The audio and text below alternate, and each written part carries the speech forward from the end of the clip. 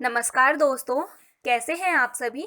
जैसा कि आप सभी जानते हैं कि हमारे बहुत सारे कंसेप्ट कंप्लीट हो चुके हैं, जैसे कि मार्केटिंग, कि हम बनाए हुए प्रोडक्ट की मार्केटिंग कैसे करेंगे, साथ में हम उस प्रोडक्ट की डिलीवरी कैसे करेंगे, या फिर हम अपने बिजनेस का वैल्यू स्ट्रीम कैसे बनाएंगे।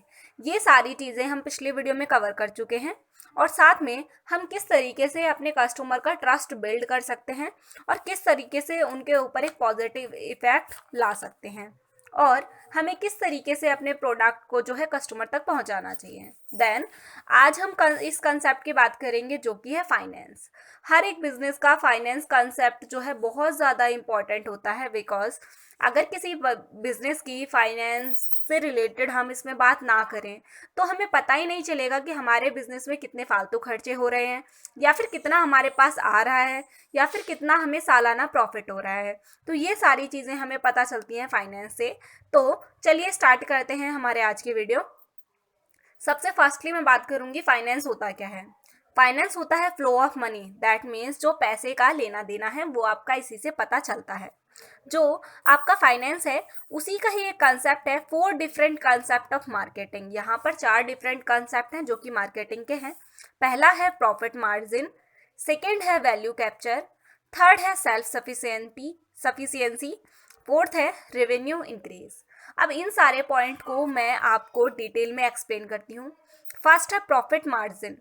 प्रॉफिट मार्जिन का मतलब यहाँ पर ये है, किसी भी बिजनेस का एक प्रॉफिट कमाना बहुत ज़्यादा ज़रूरी है। अगर मैं यहाँ पर बात करूँ, कोई बिजनेस जो है सालाना 1 करोड़ रुपए कमा रहा है, क्लियर, पर वो अपने बिजनेस पे 1 करोड़ 1 हजार रुपए लगा रहा है। इसका मतलब ये है कि जितना वो खर्च कर रहा है उससे कम वो सालाना इनकम ले रहा है, या फिर उतना प्रॉफिट उतना जो है कमा रहा है। पर क्या हुआ, एक ना एक दिन वो बिजनेस फ्लॉप हो जाएगा, क्योंकि उसने जितना खर्च किया उससे कम ही उसे वापस मिल रहा है। हर एक बिजनेस का प्रॉफिट कमाना बहुत ज़्यादा ज़रूरी है। अगर वो प्रॉफिट नहीं कमाएगा तो उस बिजनेस का कभी ना कभी बंद हो जाना बिल्कुल कंफर्म है।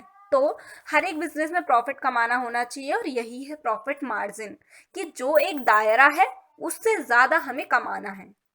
देन सेकेंड है वैल्यू कैप्चर।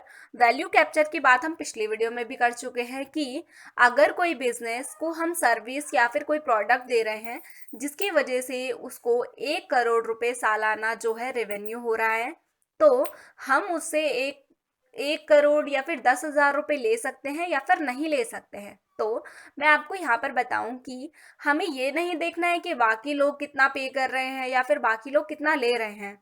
हम जितनी वैल्यू अपने सर्विस के अकॉर्डिंग वहाँ पर दे रहे हैं, उस वैल्यू के अकॉर्डिंग हम अपने पैसे ले सकते हैं कि भाई मेरा जो है इतनी सर्विस मैं यहाँ पर दे रही हूँ तो इसकी ये वैल्यू होनी चाहिए। क्लियर। तो यही है हमारा मेनली वैल्यू कैप्चर। सेकेंड है कि सेल्फ सफिशियंसी। सेल्फ सफिशियंसी को हिंदी में कहते हैं आत्मनिर्भरता, जिसका मतलब है आप खुद के बलबूते पे कुछ एक न्यू करते हैं। यहाँ पर मैं आपको एक छोटी सी स्टोरी के थ्रू बताती हूँ। जैसे कि एक गांव में एक सीईओ गया, जिसने देखा कि एक मछुआरा नदी के किनारे मछली पकड़ रहा था। तो उसने देखा कि जो वो मछली पकड़ रहा था वो डेली जाकर उन मछलियों को बेचता है। तो उस सीईओ ने देखा, तो उसने कहा कि भाई क्यों ना आप ऐसा करो कि 2-4 लोगों को और रख लो, जिससे क्या होगा, ज़्यादा मछलियाँ पकड़ी जाएंगी, और ज़्यादा मछलियाँ पकड़ोगे तो ज़्यादा बेच पाओगे, ज़्यादा बेच पाओगे तो क्या होगा, आप ज़्यादा पैसे कमाओगे। तो मछुआरे ने कहा कि तो उससे क्या होगा फिर। तो उसने कहा ऐसे ऐसे आपका बिजनेस बहुत बड़ा हो जाएगा। जब आपका बिजनेस बड़ा हो जाएगा तो आपकी जो है सालाना प्रॉफिट बहुत ज़्यादा होगा, और हर एक बिजनेस का मेन मकसद होता है प्रॉफिट कमाना।